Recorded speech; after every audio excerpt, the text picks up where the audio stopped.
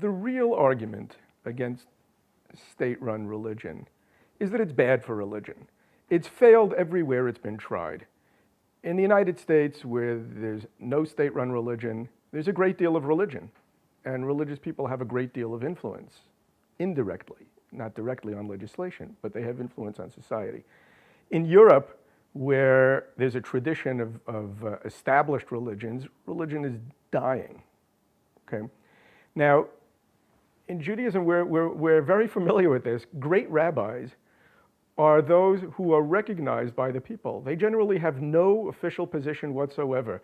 The greatest rabbi of the middle of the 20th century in Israel was the Chazon Ish. The greatest rabbi in the United States during the 50s, the 60s, the 70s was Rabbi Moshe Feinstein. Neither of these people had any official position whatsoever, and nevertheless, they were by far the most influential and the most respected rabbis of their time. That's because their stature was based on the respect that they earned from the people. Simply installing somebody and declaring him to be the chief rabbi and putting the power of the state behind him doesn't suddenly give him credibility. The fact of the matter is that clerical corruption in state-run religious establishments is not a historical accident that can be corrected by changing the cast of characters or some such. It's an inevitable product of bureaucratic interference in religious communal affairs. It can never come to any good. I'm not arguing for separation of religion and state, and I think that if we make that point clear, a lot of the objections to what I'm saying will fall away. The wall of separation between religion and state, as Jefferson conceived it, was meant to avoid privileging one religion over another. The contemporary understanding of the wall of separation, mostly by progressives, but not exclusively by progressives, is that somehow this wall of separation is supposed to privilege secularism over generic religion. Now, with conservatives, I reject the newer interpretation of the wall of separation between religion and state. But as far as Israel goes, I reject both the contemporary interpretation and the classical interpretation intended by Jefferson.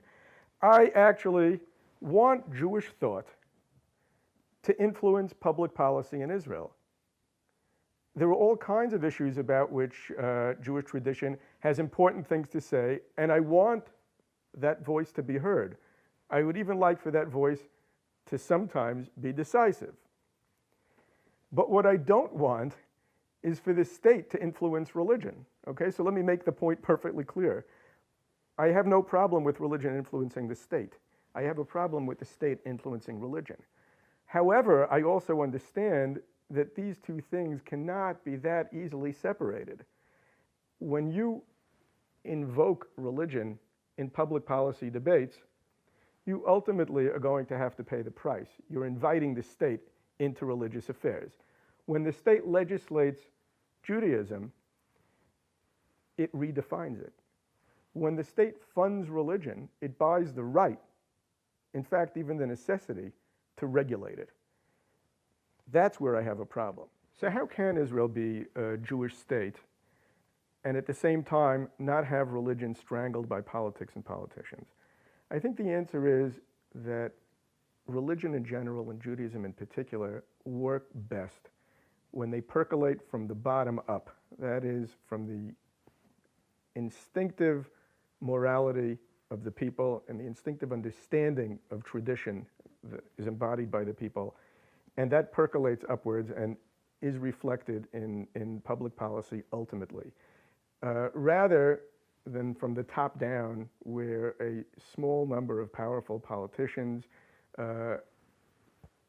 use the power of the state in order to impose certain values.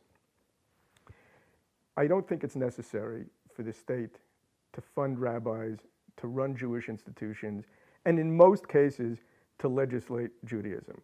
It's enough that the state creates circumstances in which the Jewish people have liberty, in which the Jewish people are a majority, in which the Jewish people are responsible for their own economy and for their own security, and in which the Jewish people have returned to the homeland for which they have prayed and longed for 2,000 years. The Jews will take care of the rest.